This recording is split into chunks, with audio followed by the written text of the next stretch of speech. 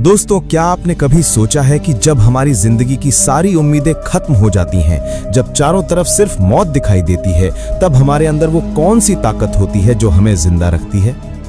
आज मैं आपको एक ऐसी ही कहानी सुनाने जा रहा हूं। ये कहानी किसी फिल्म की नहीं बल्कि एक हकीकत है। ये कहानी है आयशा की, एक ऐसी लड़की जो अपने सपनों को पूरा करने निकली थी, लेकिन कुदरत ने उसके लिए एक ऐसा इम्तिहान तैयार कर रखा था जिसकी उसने कभी कल्पना भी नहीं की थी। ये कहानी है थार रेगिस्तान की जलती रेत पर 91 दिनों तक चले संघर्ष की, दर्द की, हिम्मत की और आखिर में जीत की। तो कुर्सी की पेटी बांध लीजिए, क्योंकि ये कहानी सुनने के बाद आप जिंदगी को एक नए नजरिए से देखने पर मजबूर हो जाएंगे। तारीख थी 15 मई 2018। 28 साल की आयशा दिल्ली के एक जानी मानी ट्रैवल ब्लॉगर और फोटोग्राफर अपनी जीप से राजस्थान के थार रेगिस्तान के लिए निकली थी। उसका सपना था कि वो रेगिस्तान के उन अनछुए हिस्सों की तस्वीरें ले जिन्हें दुनिया ने कभी नहीं देखा। वो बहुत खुश थी, उसकी आंखों में सपने थे और दिल में जोश। जैसलमेर से लगभग 150 किलोमीटर दूर एक सुनसान रास्ते पर आगे बढ़ते हुए अचानक उसकी जीप एक झटके के साथ बंद हो गई। उसने कई बार कोशिश की, लेकिन गाड़ी स्टार्ट नहीं हुई। चारों तरफ मीलों तक सिर्फ रेत के टीले थे। मोबाइल में नेटवर्क नहीं था। शुरू में तो आयशा को लगा कि शायद कोई गाड़ी आ जाएगी, लेकिन घंटों बीत गए और दूर दूर तक कोई इंसान नहीं दिखा। सूरज अब आग उगलने लगा था और उसके पास पानी की सिर्फ 2 बोतलें बची थीं। उसने फैसला किया कि वो गाड़ी में इंतजार करने के बजाय पैदल चलकर मदद ढूंढेगी। ये उसकी पहली और सबसे बड़ी गलती थी। उसे अंदाजा नहीं था कि वो रेगिस्तान के दिल में उतर रही थी, जहां से वापस लौटना लगभग नामुमकिन था। पहले दिन की पैदल यात्रा ने ही आयशा की हालत खराब कर दी। रेगिस्तान की गर्मी वैसी नहीं होती जैसी हम शहरों में महसूस करते हैं। वहां ऐसा लगता है जैसे आसमान से आग बरस रही हो और जमीन किसी जलते हुए तवे की तरह हो। उसका गला सूखकर कांटा हो गया था। पानी की एक बोतल खत्म हो चुकी थी और दूसरी भी आधी रह गई थी। रात हुई तो ठंड ने उसे कंपाना शुरू कर दिया। दिन में आग और रात में बर्फ। यह है रेगिस्तान की हकीकत। दूसरे दिन की सुबह तक उसके होंठ फट चुके थे और आंखों के सामने अंधेरा छाने लगा था। उसे पहली बार एहसास हुआ कि वो कितनी बड़ी मुसीबत में फंस चुकी है। मौत का डर पहली बार उसके दिल में बैठा। वो रेत पर गिर पड़ी। उसे लगा कि बस अब सब खत्म। उसके दिमाग में अपने परिवार का चेहरा घूमने लगा। वो रोना चाहती थी, लेकिन उसके शरीर में आंसू बनाने के लिए भी पानी नहीं बचा था। ये मौत से उसकी पहली मुलाकात थी जो उसे घूर घूर कर देख रही थी। जब इंसान को लगता है कि सब खत्म हो गया, तभी कुदरत उसे एक छोटा सा इशारा देती है। आयशा लगभग बेहोश थी, तभी उसे दूर कुछ चट्टानें दिखाई दी। उसने अपनी बची खुची हिम्मत जुटाई और घिसटते घिसटते उस चट्टान की छांव तक पहुंची। वो छांव उस वक्त उसके लिए किसी जन्नत से कम नहीं थी।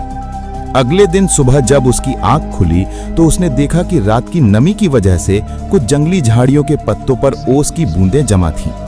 उसने अपनी चुनरी को उन पत्तों पर फेरा और उसे निचोड़कर कुछ बूंदें अपने सूखे होठों पर लगाईं। वो पानी की कुछ बूंदें नहीं थीं, वो जिंदगी की बूंदें थीं।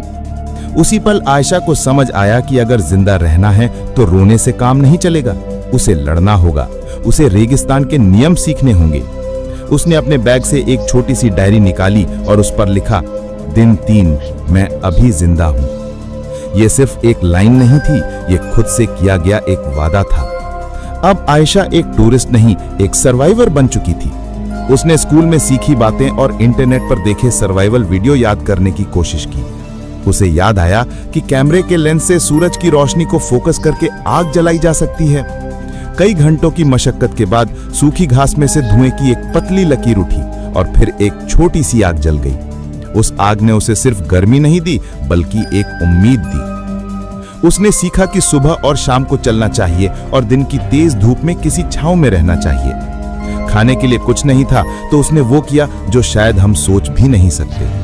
उसने कीड़े, टिड्डे और जो कुछ भी उसे लगा कि खाया जा सकता है, उसे भूनकर खाना शुरू किया।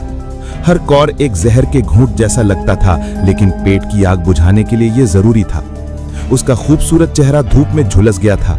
शरीर पर जगह जगह घाव बन गए थे और वजन तेजी से घट रहा था। वो आयशा नहीं थी जो दिल्ली से आई थी। रेगिस्तान में भूख और प्यास से भी बड़ा दुश्मन होता है अकेलापन। दिन बीतते जा रहे थे, हफ्ते बीतते जा रहे थे। आयशा ने किसी इंसान की आवाज नहीं सुनी थी। चारों तरफ सिर्फ एक भयानक खामोशी थी जो कानों में शोर करती थी। वो अक्सर खुद से बातें करने लगी थी, कभी अपनी माँ से तो कभी अपने पापा से। वो हवा में ही उनसे लड़ती, उनसे शिकायत करती और फिर रो पड़ती। कई बार उसे वहम होता कि कोई उसे आवाज दे रहा है, लेकिन वहां कोई नहीं होता था। यह अकेलापन इंसान को अंदर से खोखला कर देता है।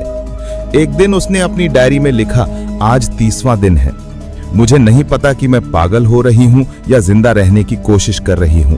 यहाँ की खामोशी कभी कभी गोलियों से भी ज्यादा शोर करती है। क्या कोई मुझे ढूंढ रहा होगा या सबने मान लिया होगा कि मैं मर चुकी हूं? यह सवाल उसे हर पल खाए जा रहा था।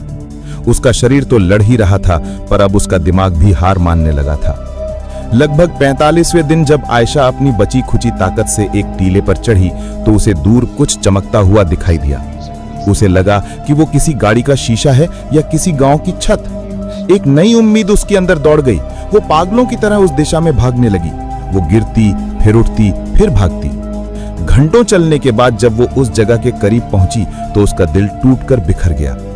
वो कोई गाड़ी या गांव नहीं था, वो एक मृग तृष्णा थी, जिसे हम मिराज कहते हैं। रेगिस्तान का एक ऐसा धोखा जो प्यासे को और तड़पाता है। उस पल आयशा पूरी तरह से टूट गई। उसकी सारी हिम्मत जवाब दे गई। वो वहीं